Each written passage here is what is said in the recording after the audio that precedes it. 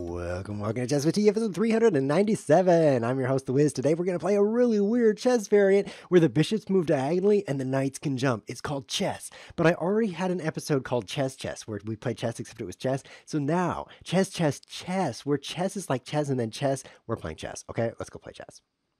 Yeah, I couldn't name it anything else because the future has already been decided, and so that was my only option, was to do what I did. It's a fatalistic viewpoint that I have about the universe. But notwithstanding, it's a good thing that we've only done this once before with chess, because eventually Twitch is going to reject my title when I start playing chess. It's going to be like, that's too long, man. And I'll be like, no, it's not. She told me it was fine. So let's see how we're going here. Oh, I've got it. Now I know why I'm so tall. Because my face is covering the clock.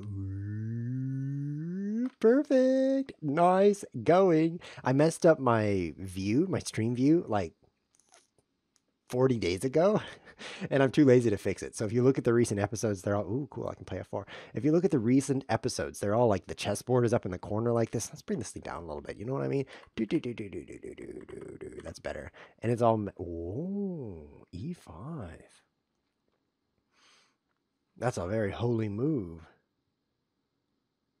Holy means set apart. And in this case, this hole has been set apart. So I think I'll just... okay, so if I take, knight takes, oh yeah.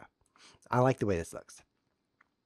So it kind of messes up his pawn structure. Oh no, I like this too. Oh, I like this more. You always got to watch out when you're moving your F pawn. When you're moving your F pawn in chess, be very careful. There's always this danger here, and sometimes it actually happens to you if you're the one playing chess. If you're not one of the players, you're going to be a lot safer. And there's the resign. Sigland Hansans as loses to me in 1 minute. 1 minute ago. How many moves was that? About 6. Let's see. I've got a challenger. Azwaga wants to play. This is awesome. Ready for chess? Here we go. Ready for chess. Live chess will actually, that's the website I'm on, by the way, leapchess.org here, will actually block your chat if it thinks it's a spam. So for example, if I copy this and paste it again, the exact same words, watch what happens. Nothing. Isn't that cool? Nothing happened? No, seriously, what it does is, yes. Let's see if I can do an upside down question mark also. Oh yeah, I could do that. I simply have to press right alt question mark and get an upside down question mark. That's easy to do because I have a scrambled keyboard. Here you go, by the way. This is my keyboard. Whoa, how does he do that? Yes, I can type eggs. I can type eggs with this keyboard. I don't know. I have no idea what I was saying. You might write me a letter and be like, Mr. ChessWhiz, like, what did you mean when you said you could type eggs? Why did I play d4? That was an awful move. I'll just keep pretending like I meant to do that. And then I will write back and say, when did I say I could type egg? I didn't say that. And then that's pretty much the way politicians work. Let's see. Oh, you, says the Gladys troll. The Gladys troll in the chat. Hey, Gladys, I'm so glad you're here. So what's going to happen? What's going to happen in this chess game? Well, these two pawns are looking pretty good together, but I think they're going to get separated. I think one of them's filing for a divorce. If I push this, he's going to have a much better center. Now, the rule of thumb is that you should always push the clock with the same hand that you move the piece. That is my total pet peeve. Have you guys ever played chess with a real chessboard with a clock next to it? There's clocks, you know, like they look like this, except they're real. There's 2 buttons, and if you move your piece with one hand and push the clock with the other hand at the same time like this, boop, except it's more like this, I will absolutely be bothered, even if I don't know what happened. Like, I'm just sitting in my bed, I'm like, oh, I think somebody pushed the clock with the same hand somewhere on this planet. It really bothers me. And so they actually made a rule just for me. If you look at the, should I play b3? It seems stupid, so I'll do it. Now I can move my knight to the rim, which is a pretty good strategy. I made a video about that. And then we can go here, and then, wow, pretty cool. I don't want him to play this move. This move would be good for him, and I'm not him, so that's bad. So anyway, the rule actually says, because of ChessWhiz's blood pressure, you have to push the clock with the same hand that you move the piece. And then they invented the internet, so it doesn't matter anymore because the clock pushes itself. A lot of things manage themselves now that we have the internet, including human relationships. They're completely optional now. You can just have a relationship with your telephone, as many Japanese have found out. Let's see. I shouldn't single out the Japanese. Everybody does that now. They don't know people anymore. Should I play this move? I think that would be kind of... No. Let's put the queen in here. As you can see, everything I do is focusing on these dark squares. If he plays c5, once again, that's good for him. But if he doesn't, that's not good for him. So that's my entire focus here. You can see he's doing the same thing, getting his queen to this area. And now he can push. No! If you didn't recognize it, it's from the old video game DDR, which has a couple of meanings. In Korean, it means to... Never mind. But in... the larger universe, DDR stands for Dance Dance Revolution, which was such a huge fad. I totally play that. It came out 17 years ago, and I'm pretty old. Let's see. I've stopped C5 so far. I became really good at DDR. Dance Dance Revolution is what I mean. Like, really good. For example, there's this song... Do you remember? You don't remember it. Okay, so there's arrows scrolling up the screen and you have to dance on the floor that matches the arrows. And your timing has to be absolute. What is he doing? Is he trying to push this pawn? No. He's really going to do it, huh? I'm going to have to play C4 and you have to press the floor at the same time that the arrow's in the right spot. And it is so sensitive. Just like me. Oh, I'm so sensitive. Never say anything bad about me. I will notice. That's probably what I'll do. I gotta make a major threat that you're gonna be like, oh, he's gonna notice. I'll never do that. You get 16.5 milliseconds to get that perfect step rating. If you, ooh, he's moving a pawn. If you step on the ground, what do you guys think? Am I winning? He has 6 pawns. I have 6 pawns. If you step on the ground, but you're off by 16.75 milliseconds, you get a great instead of a perfect. Now, great sounds great, but when you're a good player, and by that I mean a perfect player, yeah, that great is not good enough. Great is bad. In fact, good is another rating. Good is worse than great. It's awful. And then, well, how does it go? Like, worse than good is almost. And almost is horrible. Like, if you got an almost, there's something wrong with the pad, which is actually true because you can get a little like a piece of lint in the pad and then it gives you almosts at the wrong time. Hey, I could check him. I'll just move my king instead. So I think I like this position. My rooks are controlling the open file. His rooks are just doing a thing that's not controlling the open file. So I feel like I've got more activity in my pieces. Let's get the king in. A rule of thumb in chess is you should move your king in the endgame. Back when it's not going to be checkmated anymore. So what do you think? I think I'm totally winning this game. I'm just going to put my king right here, and then I'm going to move my rook. Oh, let's keep this closed up. Right? If I take, his rook gets out. I want his rook to be passive and bad because I'm not his rook. Generally speaking, I want bad things for the things I'm not. Let's see. Which way do I go? In here, maybe? Yeah, let's go in here.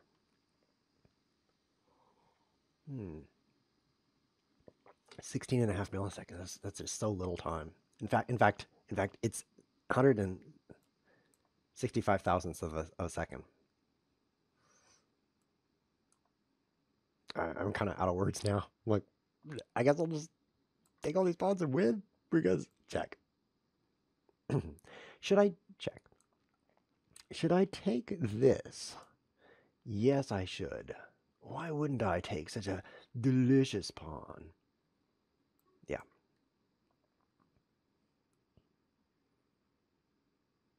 I'm winning by so much, I just don't know what to do with myself.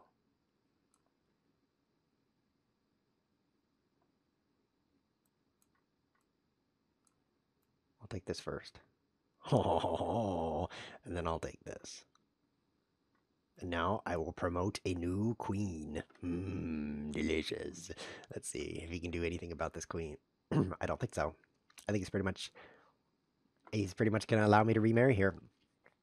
So when the PlayStation 2 came out approximately 1 million years ago, Dance Dance Revolution came out for the PlayStation 2, and the game was called DDR Max. And maybe there's one people out of 1,000 who are going to watch this video who actually recognize the voice, because when you started the game, it would say that. It would say DDR Max in just that fashion. I think I can win this game. It really seems like I'm about to win.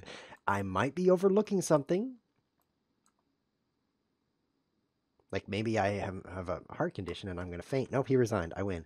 Oh, GG. He wants to play again, but I have 2 more challengers. So I should probably take probably take just one more game with you, and then I'm going to take a challenger.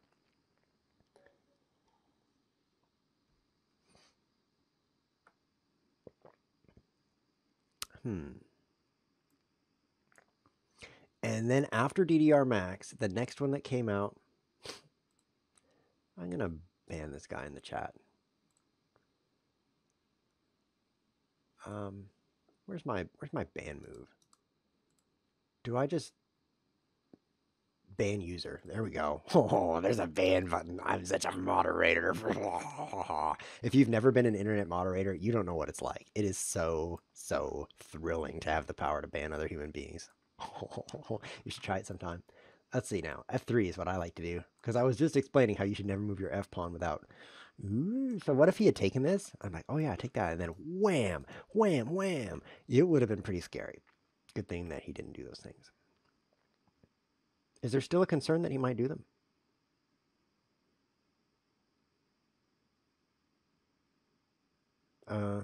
Yeah, I'll just play this. Now there's no concern because I could block that check this way, and I'd be totally fine. So when DDR Max 2 came out, the next one after DDR Max, I'll tell you what happened. I bought that game.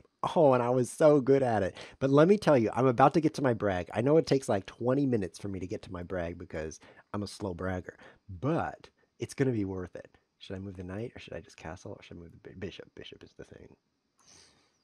Here's the brag. The hardest song on that game was called Max Unlimited, and it was a 10-footer. And if you don't know what that means, I'll just say it was really hard. And I memorized those steps and played the song backwards, facing away from the screen. That's my brag. So I guess it wasn't as good as I thought, because I can't hear you laughing or going, oh, you're amazing, ChessWhiz. Why don't you look it up if you're watching this video on YouTube, which you probably are. Most people watch on YouTube. A few live viewers right now, such as the Gladys Troll, are watching live, but that's doesn't matter. Just type in your search box Max Unlimited and then see what that looks like, those arrows. And hopefully you can see a person playing that. And then imagine ChessWhiz facing the wall, playing that from memory. That's what I did. And then I realized that there was no way I was going to support myself doing that. I'm not sure why it took me that long. So I really want to put my bishop here. Ah! Something about this was concerning me.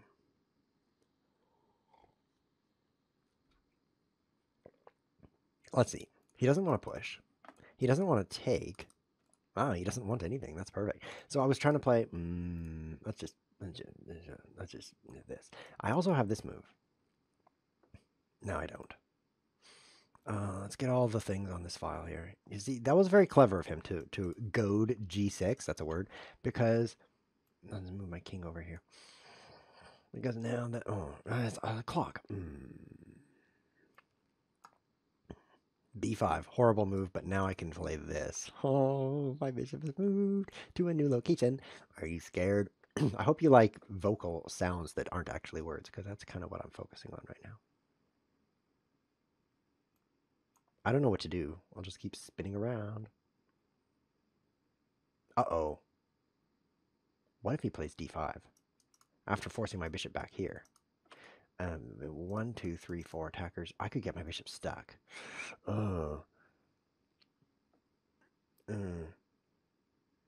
I should play 96. I should have played 96, and I should still play it. Don't think. No, he's thinking. That's terrible. If he plays B3, my bishop has nowhere to go but here. Then he plays D5, and my bishop is trapped.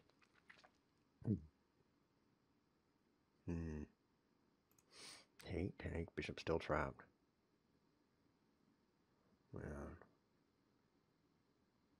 Uh-oh. I think maybe he saw it. My only choice. Oh, brilliancy, ChessWhiz. You're so good. Nothing like dying to motivate you to find a solution, don't you think? Steve Jobs was that way. Too bad his solution was a total failure. Okay, so now if he takes my bishop, I take his thing, and then bam, bam, wham. Okay, so now does this work? No, I'm still trapped. So let's just take some more pawns. Okay, I took a bunch of pawns. What happens next?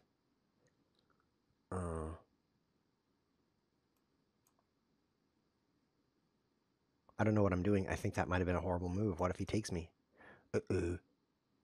then he's just uncover. Yeah, that was a really, really bad situation. I mean, if he takes he uncovers an attack and a pin at the same time on this knight, so it can't move.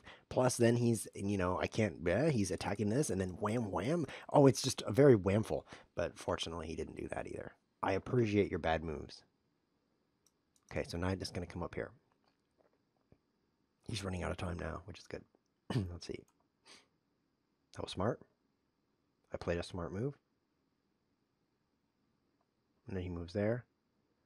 Let's play this, just for fun. Let's play this now, which is also for fun. Everything's for fun right now. And then he takes me, so now let's play this, because I don't know what to do. No, now here. Now, here, I guess. I wish I could get my rooks to penetrate him in the most pleasant sense of the word.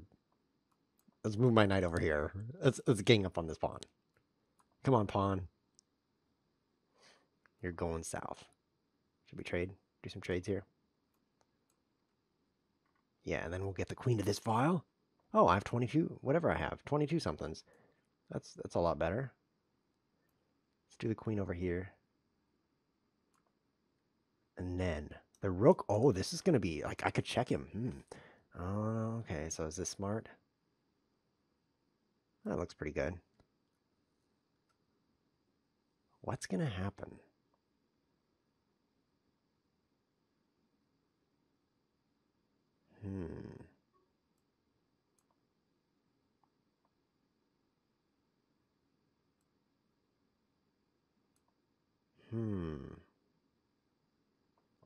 I don't even have anything I could say right now because I'm so fascinated by this chess position.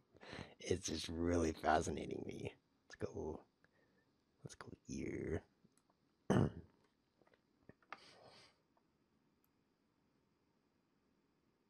Two attackers. Yeah. I want to win this game. Sorry I can't say anything witty right now. I really want to win. And I love winning, so it's going to be win instead of saying anything. Yep, that's what it's going to be. Let's drink from this giant vase. I was streaming once. Cool story, huh? And then let me tell you what happened. Wham! I took a pawn, and then I threatened a royal fork. No, I'm not talking about right now. In the past, I was streaming. Ooh, he's offering me a trade. He's collapsing.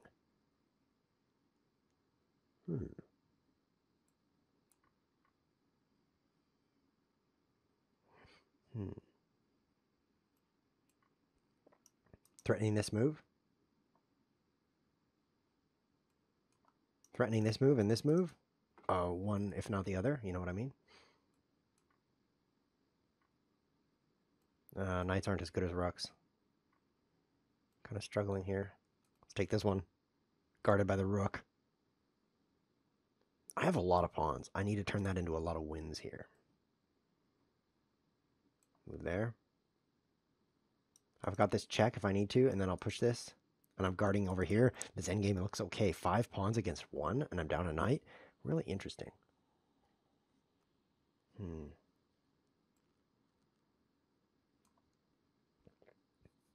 He's going to lose all his pawns. This is going to be his last pawn gone. Last pawn gone, yawn. And I'll move here. Oh no, my knight! No! That wasn't my best. I need to make sure I take this pawn. That's how I'm going to not lose. Is he thinking, like, oh, should I take a free knight? Free knight, what a mistake. Yeah, he didn't want that. Glad to hear it. I think he should have taken that knight, but let's just go with him not wanting that. 4 pawns against the knight. I think this is a pretty good position. In fact, maybe I should just take this knight with my rook. What do you think, guys? Should I do that? That seems pretty good. Nope. I should have shaved. That's what I think. Definitely should have shaved. I think that he's going to play his king up, and then I'm going to have to move my rook. What's the best place for my rook? Behind the passed pawn. Right there. He didn't move his king up. That's kind of weird. I need to use my king, and I need to not get forked. It is so easy to get yourself forked in these kinds of positions. Okay. If your king and rook are on different color squares, by the way, You can't fork yourself, which is quite pleasant.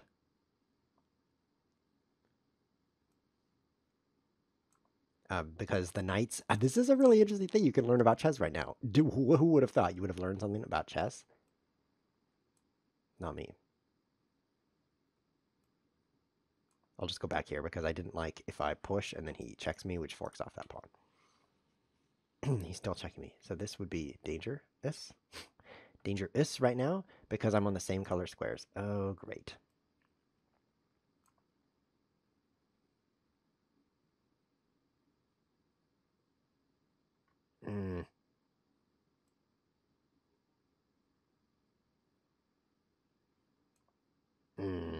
Definitely struggling. I think I'm in danger now.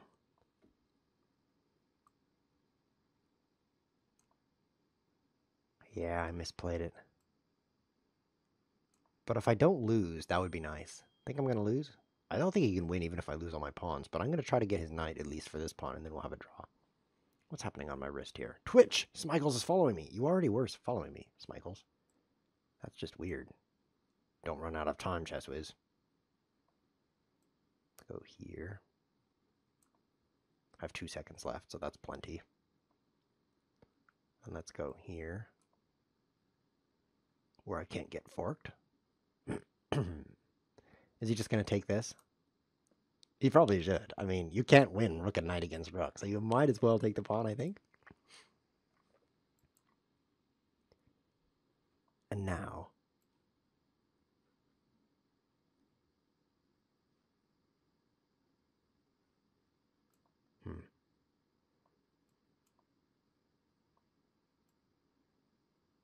I guess I can't win.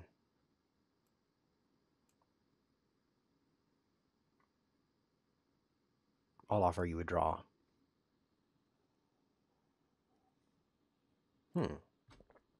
Yeah, I could have won, I think, in this position here. I think this is a win for me. But if he had taken this knight for free, it would be otherwise. Okay, we've got 4 challengers, so let's take one of these. I think I'm going to take one of the 1+4s because that's my favorite time control. Thank you guys for being patient through that endgame. I wish I had won in order to reward you with being able to watch me win. Oh, look, another e4, c5, knight c3. That's perfect. In this game, I'm not also going to play d4. Instead, I'm going to focus on the king side. And then I'm going to hope his king moves over there because that's where I'm focusing. And then I'll just checkmate him. That'll be perfect. All right, so let's see. What were we talking about? We're finished with Dance Dance Revolution. Let's start up a new topic. So have you ever considered the fact that there's only one... This is something that's weird to me. There's only one species that's super smart. The species of ChessWhizzes? No, seriously. No, seriously. The species of humans. That's very interesting to me. I think it's kind of strange. I think there ought to be more species that are super smart. And by that, I mean, like, able to communicate and use the internet. Like, it's pretty much just people. That's an interesting clue about the origin of the universe. Oh. That's what I've been thinking about recently. My queen is doing this thing, which I do sometimes. Let's move my king. Why not? Yeah, I'm thinking about, okay, so where do people come from, and why are people so much different than animals? That's what I'm thinking about right now. I don't know the answer. And if you think you know the answer, you don't. Like, that's the weird thing about this question is the way you can tell that someone's really thought about this question is the fact that they don't know the answer. Because if they're like, yes, I know, my parents taught me, it's like, what are the odds that your parents are right? Let's think about this. Okay, so there's billions of people on the planet, like 7.2 billion right now, approximately. Oh, someone was born. 7.200000001 people on the planet. And your parents were chosen, I'm going to say at random. At least you didn't choose your parents. Now, you could say there was some universal power that gave you your parents, but if that's true, someone else's parents are of someone else. You know what I'm trying to say? No. Well, let me say it again. You didn't choose your parents, and so you pretty much effectively got random parents. So the odds that your parents knew the right thing to teach you are like, at best, 1 in 4, 1 in 3. Because if you look at all the different things parents teach their kids, there's like many categories. And so, effectively speaking, your odds are not that great.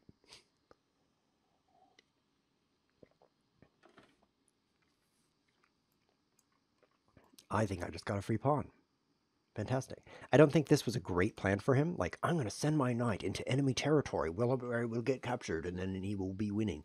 Yeah, something about that plan didn't work perfectly for him. Let's see. And so now oh yeah, I love taking extra space like this. Now I'm just going to play g4, and then h4, g5, and h5, and g6. Oh, I'm going to win on time. Never mind. All my plans are for naught. Let's go play a new player. Thank you, Tomuler252, for entertaining us during that space of time. Our next opponent, Stubenfish. It is not Stubenfish and is not Stupid Fish. There's actually two ways I've been pronouncing this wrong, it turns out. But Stubenfish, excuse me. I'll be right back.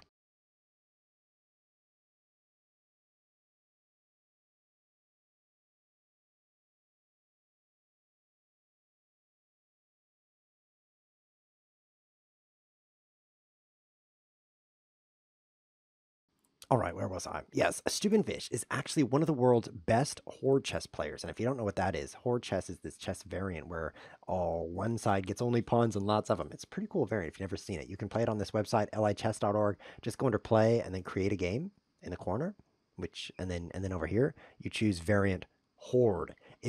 Oh, you can't see it on the stream. Well, you click on standard and then you choose Horde. It's a crazy chess variant. You should try it if you haven't. And then after you try it, check out the ChessWhiz TV episode, Horde Chess Show Match versus Stubenfish. I actually played against this Stubenfish guy in an episode. He got on the live stream and his voice was there, which really made the show a lot better because as soon as you add voices besides ChessWhiz, things improve significantly. Why did I take that? Oh, that was a terrible move. Fortunately, I'm not playing against the creator of the universe. That's lucky for me.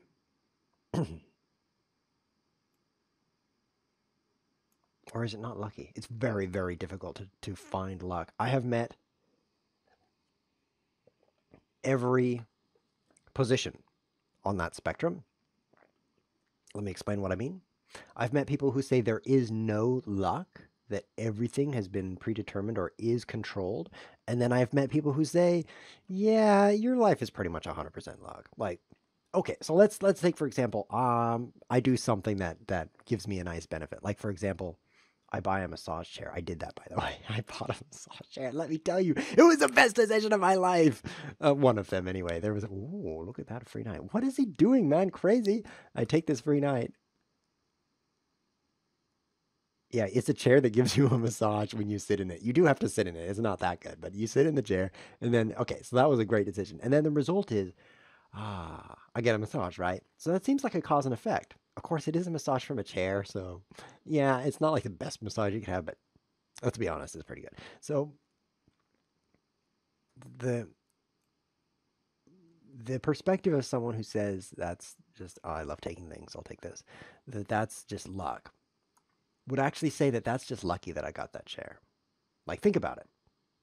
I could be one of the billions of people who have never seen a massage chair in their life and could never afford one in their life. It's like 1 billion people on this planet, and that's 1/7 of all the people, live on less than $2 a day. Now, it's not as hard as it makes it sound because, I mean, you couldn't buy anything for $2 where I live. Like, you couldn't buy anything for $2. Maybe, like, a screw. And by that, I mean a piece of metal. There's other kinds of screws, but that's not what I mean. How do I continue to win here?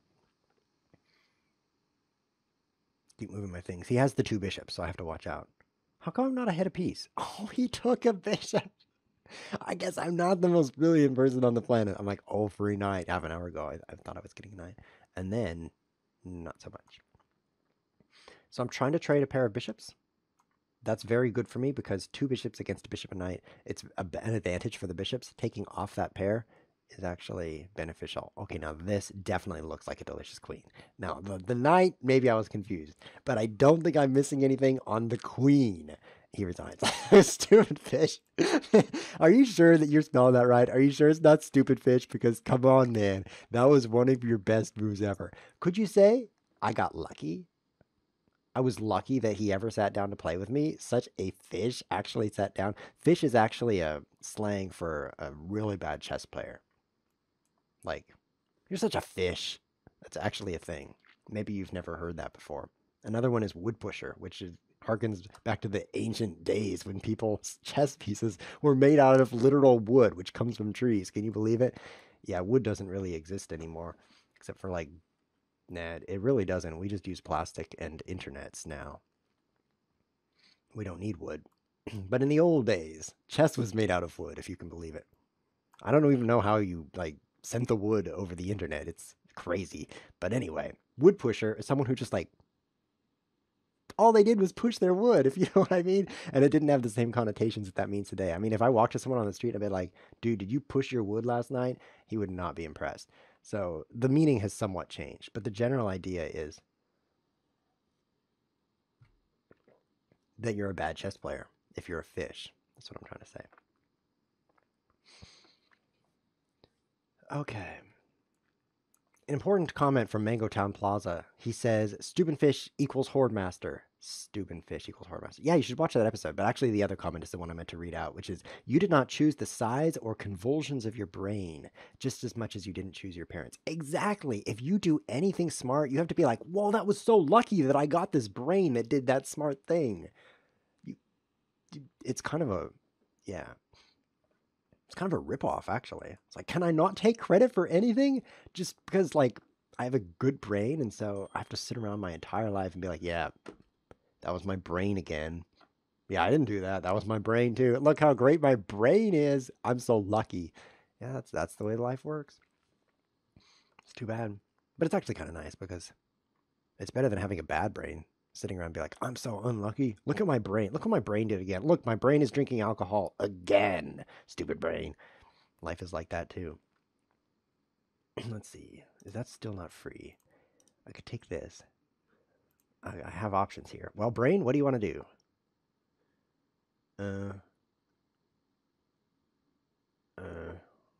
That's kind of weird, you know, because he messed up his pawns. I mean, this is doubled pawns.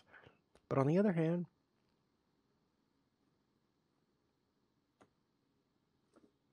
I have two hands, by the way. I don't have legs, but I have two hands. What's he going to do? He's probably going to move some of his chess pieces. Let's play this. He can't play this. Yeah. Then I can play this. Then I can play this. And then I can go like, I'll take his knight. Okay, so I've got a plan. It's a real chin scratcher.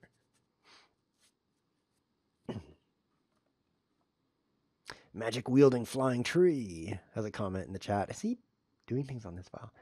I'll move over here. It's not like I need to guard my king or anything, right? There's no way like he's gonna checkmate me with this knight. Knight takes g2, checkmate in one move. I don't think that's gonna happen. He says, hey ChessWhiz, so once again, finally you stream chess. Missed you, man. I'm sort of a follower, but I enjoyed your streams. Cool. You're sort of a follower. Is that sort of good? That's kind of weird. He's sort of a follower. I don't know. If you do want to be a follower, there's a button underneath the stream that says follow. If you click it, you become a follower. I don't know how you become sort of a follower. What would you do? You'd be like, you look at the button and then you like blink 3 times and go have breakfast. That could be like, sort of a follower. My knight goes here. Okay. Then I'm attacking this. And look, if my queen could fly, it would attack that too.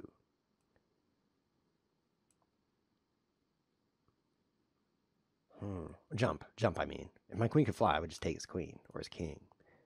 Okay, so now I'm looking at a free rook. Stupidfish, are you drunk? And now he's pinned. I'll just go here. He's pinned this way. That's a thing. So now I'm ahead by some things. Let's go over here. Then I'll go here.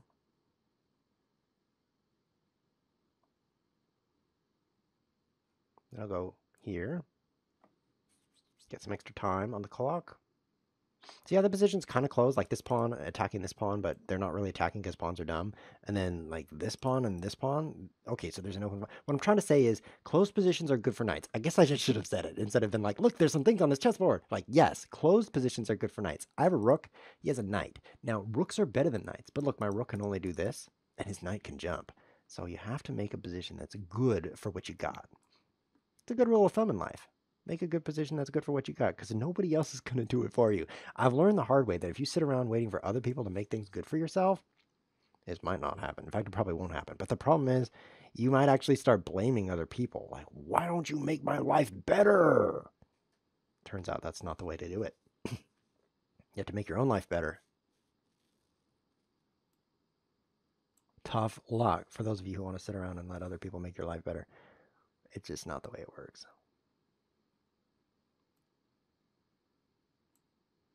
I'm just waiting around for him to do something. Yeah, are you really doing something with this way? Like, if I move here, take. Yeah, okay. So I'm going to get in this way. Check. That's totally not a blunder, which is the best I can say about most of my moves. About half my moves are blunders, so okay. So he resigns. Yes! First, I take a free rook with my knight, and then I win. Step 2. Two-step process to beating Stupid Fish. He sends me a frown, so that calls for a winking face. I have time for one last game, and then we're going to go. So it's going to be Dead Bones Unknown, the final challenger. The final challenger, GL, which stands for General Ledger. Oh, let's see if he can win this game. He has a wing over here. What does that mean?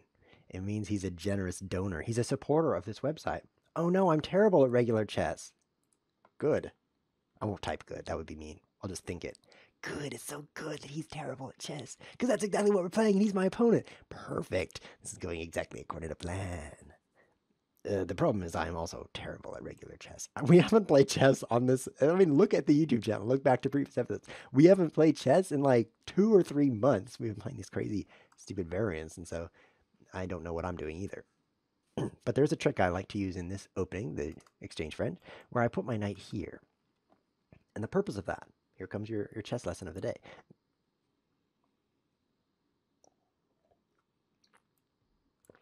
The purpose of that is to give this bishop nothing good. Like, it can't go here because, and it can't go here because, and it can't go here because that's not good. So it works pretty well. Why did I castle, though? That's not part of the plan. See that bad thing his bishop got? I wonder if he's going to castle queenside. Maybe he will with this c5 pawn. I need to start threatening the queenside. Maybe I should just start right off with a5 here, just to scare him a little bit, you know? Because I don't want him to just suddenly castle over here. My king is... so I'll just, like, move my pawn up this far, and then he'll be scared. He'll castle over here where he ought to castle.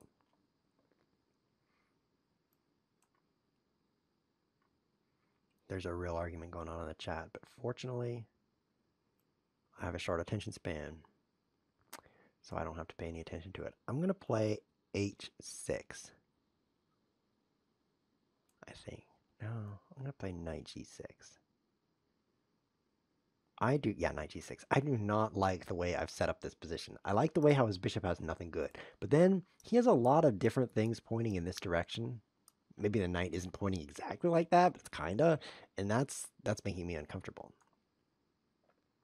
Because that's where my king is. I don't want to get checkmated. Fortunately, he castled over here where he's supposed to. This is so bad for my knight. This knight, look, it can't go here, it can't go here, it can't go here, it can't go here. It could go there, but it would be stupid, and it could go here. Oh, it could go... Yeah, let's do that. Let's do rook f8. I mean, knight f8. It sounded funny because why would you ever play rook f8? But that's what I'm doing. So if I take this, send his knight over there. Yeah, let's not do it right now. Play the knight back here. Who's winning?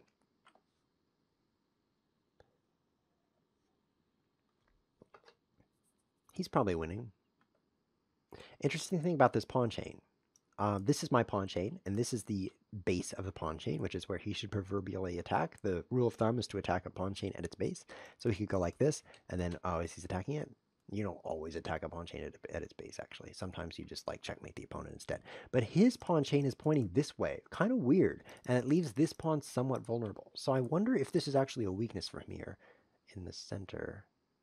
Hey, maybe I could play this and then trap his bishop. Could I do that?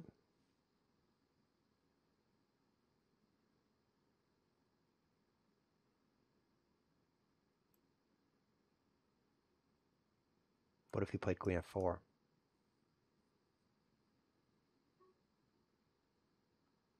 Would it still work? There's only one way to find out.